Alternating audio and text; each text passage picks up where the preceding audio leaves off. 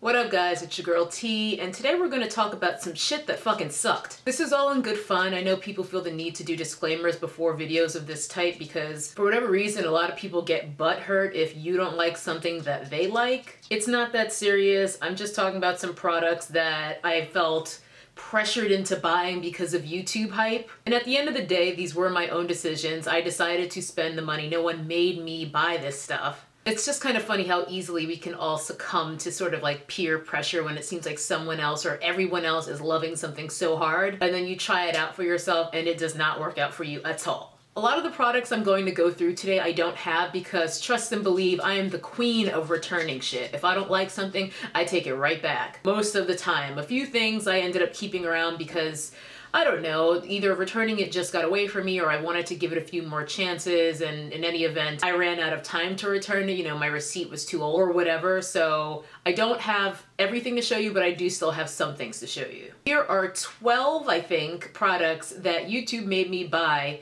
and it sucked. The number one overhyped thing that YouTube made me buy and sucked was the NARS Radiant Creamy Concealer. I feel like I'm taking crazy pills with this one because everybody loves this concealer. It is just constant raving about it, how great it is, how creamy it is. In my experience, if you want to have crusty, dry ass looking under eye bags, go ahead and give it a shot. That concealer was terrible for me. I remember it leaving my under eyes just looking so dry and parched in a way that I had never seen before. And if I remember correctly, I think it creased really badly too. It was a no-go, took that shit right back to Sephora. Next up, the MAC Waterproof Foundation. This came out maybe a year ago. This is the Pro Longwear Nourishing Waterproof Foundation. Everybody and their mama was doing YouTube reviews on this foundation and talking about how great it was and this and that. And in true fear of missing out fashion, I decided to give it a go. I don't wear MAC foundations because they look horrible on me. I mean, if I'm trying to get that sort of Oompa Loompa steez, maybe I'll go wear a MAC foundation, but for the most part, I stay away. This foundation was a disaster on my skin. I've given this foundation a few chances and it just does not work with my skin. For one, I don't like that this isn't even a full ounce of foundation. That's the standard amount of foundation that you get.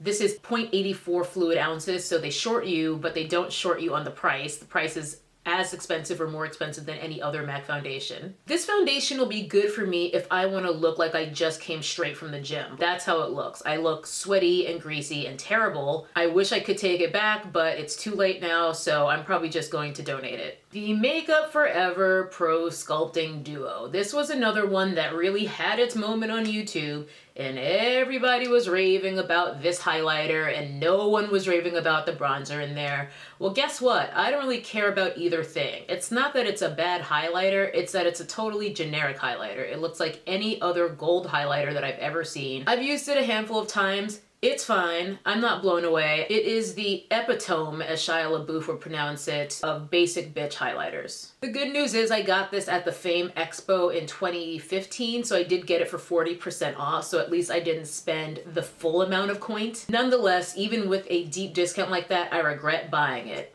Continuing with Makeup Forever, another product that YouTube made me buy and sucked were their eyeshadows. If you guys have been riding with me for a while, you might remember I had purchased a Makeup Forever eyeshadow palette. I have never had eyeshadows that creased on me that quickly in my life. Literally before I would leave my home to go wherever I was going, that eyeshadow was creasing on me. I still hear people praising that eyeshadow formula as one of the greatest ones out there, but I just don't get it. It does not perform for me at all. It is crease city before I'm even done doing my makeup, and yes, I do use an eyeshadow primer, so I don't get it. That palette went right back. I think I even tried again. I think I ended up purchasing another few shadows from them, just the individuals. I got like a little 3-pan thing during one of the sales, and again, no go. Those shadows also went back. So I've officially given up on Makeup Forever eyeshadows. Another eyeshadow formula that did not work out for me are the Makeup Geek foiled eyeshadows. I've got some in this Z palette. The foiled ones are the ones along this row here.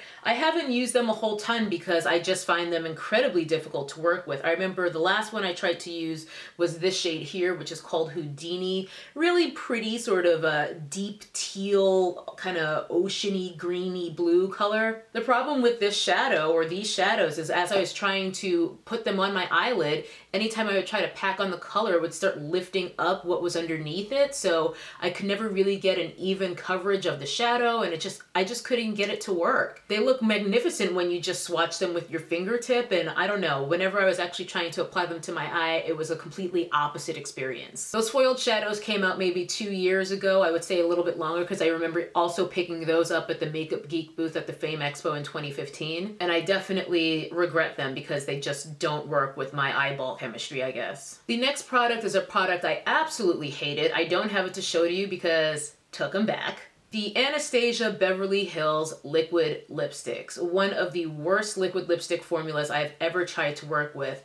I think I had tried 3 colors. I purchased them from Macy's or somewhere and wound up taking them back, as I said. I remember how difficult they were always to apply. All 3 shades, they were just the patchiest, most hard to get, opaque kind of liquid lipsticks I think maybe I've ever tried. Very dry feeling on the lips, and they did not wear off nicely at all. Now, I would always get compliments on the actual color whenever I would wear them, but it was just such a hassle to get them on. I remember it taking me something like 15 minutes just to get the color even on my lips. I couldn't deal with it. They had to go. Another liquid lipstick that did not work for me, these I was unable to return because I purchased these from a beauty supply store or something, and these are the LA Girl Flat Finish Pigment Gloss. I don't know how you're gonna have a flat finish gloss. That's like saying a matte shine. That doesn't make sense. What also doesn't make sense is how crappy these are. I wish these were good because they have nice colors, but these are the kind of liquid lipsticks that are not only uncomfortable to wear, but that will like chunk off in a really, really unflattering, ugly way. There is just no way to reapply if it starts to wear off because you donezo. You gotta either wipe it all off and start over. And that's assuming you're even able to get a nice coverage in the first place, which often I could not. The real downfall of these is just the way they were off, because this is the kind of liquid lip that will come off in chunks. It'll make you look like you've been like smoking meth all day, honestly. It looks terrible. Another product from LA Girl, and I don't have these to show you because I think they're actually in my donation bin, and a lot of these items that I'm showing you now are about to either go in the trash or in my donation bin after this. I do tend to take products that are gently used to a women's shelter downtown, so in any event, the next product is the LA Girl Concealers. Much like with the NARS Creamy Radiant, just so dry. Looks so dry on my skin. I don't even have dry skin. I mean, I might occasionally have dry patches here and there, but I've never experienced a concealer other than the NARS Creamy Radiant that made my under eyes look so parched in my life. I also found them very hard to blend. If I remember correctly, they set really fast, so I had a hard time blending them out, and they were just a no-go. The nice thing about those is at least they're very inexpensive, so even if they don't work out for you, you haven't really lost a whole bunch of money on them, but still, just annoying that I can't really participate in all the love that everyone has for them here on YouTube. I feel a little bit left out because I do not like those concealers at all. This one is going to be probably as controversial as me not liking the NARS Creamy Radiant Concealer, but it's Becca highlighters. I don't know, I think they're just too strong for me. It's not necessarily that the product is bad in this case, it's just too much for me. I don't really like, you know, the sweat stripe kind of highlight like I've mentioned in previous videos. I like a really subtle highlighter, and that ain't this. I feel like no matter how light a hand I use, these Becca highlighters just are no good for me. This is the rose gold shade. I think I've worn this maybe 2 or 3 times. It's just too much. I do actually sometimes use the liquid formulas. I find that those are a little bit easier to create a more subdued effect, which is what I prefer, but the powder ones are just too strong for me. Next up is a product that I wish I loved, that I wish worked the way I had imagined it would. We were rooting for you! It's the Cover FX Custom Cover Drops. I was so excited when I learned of this product's existence, and it is a great concept. I love the idea that I can just add these to my sunscreen and get a little bit of coverage without having to go through the extra step of putting like a BB cream or foundation on top of my sunscreen. The problem with these is the formula. I don't know what's going on, but it gets so thick that, I mean, this isn't even an old bottle. This is my second one because I thought maybe I had a defective first one, so I did repurchase it. And if you can see, it's completely gunked up on the dropper to the point where you can't even get it inside of it to actually like distribute drops a product very readily into whatever you want to mix it with. It's pretty much unusable, and I've barely even been able to use this bottle. So I don't know what's up with the formula. I've been careful to close it tightly. I tried shaking it up. I've tried cleaning the dropper, all sorts of things. Nothing seems to work. It's basically just an issue of the product being too thick for the vessel that they have it in with the dropper. I don't know if it's specific to these shades because I can't recall anyone else ever making this observation, but most of the people I've seen talk about this are in lighter complexions. So I don't know if maybe something goes on with the pigments as you get into that sort of G80, G90, N80, and 90 range. I don't know. But yeah, I wish this worked for me. Perhaps they'll improve the formula so that you'll actually be able to use it, because it is a great concept and a great idea for a product. The next product is one that, I mean, it's up there in terms of things I never want to hear the name of again. So after I talk about this, I hope to never hear the word BeNigma ever again. BeNigma went hard in the paint with their YouTube marketing, where they were up there with Vanity Planet and Best Fiends in terms of just not being able to escape their marketing. There was a time 2 years ago or so where just everybody was doing BeNigma videos, and I was intrigued because it sounded like it was actually kind of a thoughtful, well-made product in terms of using the bee venom to help, you know, use natural alternatives to plump the skin. So when I went to purchase, and I did end up sending mine back and got back like most of my money. Regardless, the first thing that was a red flag was when I went to the website and they didn't have the full list of ingredients, I don't think anywhere on the website.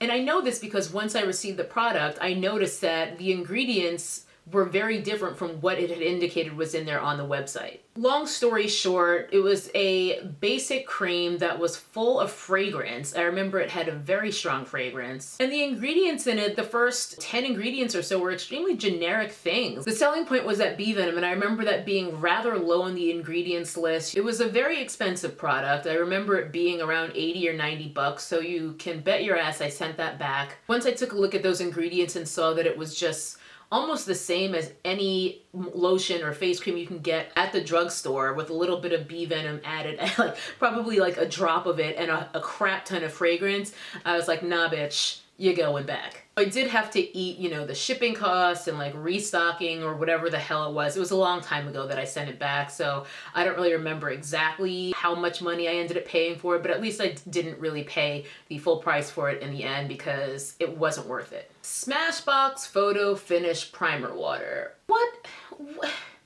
What is this? I think this is literally tap water in a bottle. I don't really see what this does that is any different from just spraying my face with water. And this shit's expensive. I got this for half price during a flash sale, but even still, I still paid like $11 or something for some water in a pump bottle. I don't know, I just feel like this does absolutely nothing whatsoever to prime my face or to help set my face and prolong my makeup. It just doesn't do anything. It really is just water in a bottle. I think it's basically like Fix Plus, so I believe it has a little bit of caffeine in it, but this has got to be one of the most overhyped, overpriced things I have ever tried. I really highly regret ever getting this, even though it was half price. Last but not least is a hair care product, and it is the Shea Moisture Moisture Retention Shampoo. Hated it. It left my hair feeling really stripped and dry, and I even feel like it created new tangles. Just no good. I still don't understand how it was able to get so much love here on YouTube, because I feel like it treated my hair the same way as any sulfate shampoo ever did. In the end, I wound up using it to wash my makeup brushes, and it was pretty good for that. But yes, I will never repurchase that one.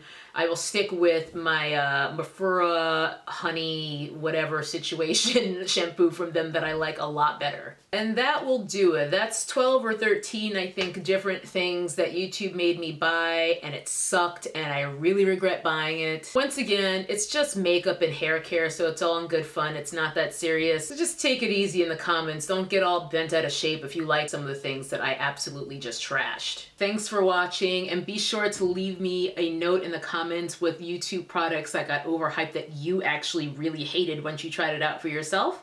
And I will see you guys in the next video. Bye-bye. That's a nappy-headed hose there, I'm gonna tell you that now.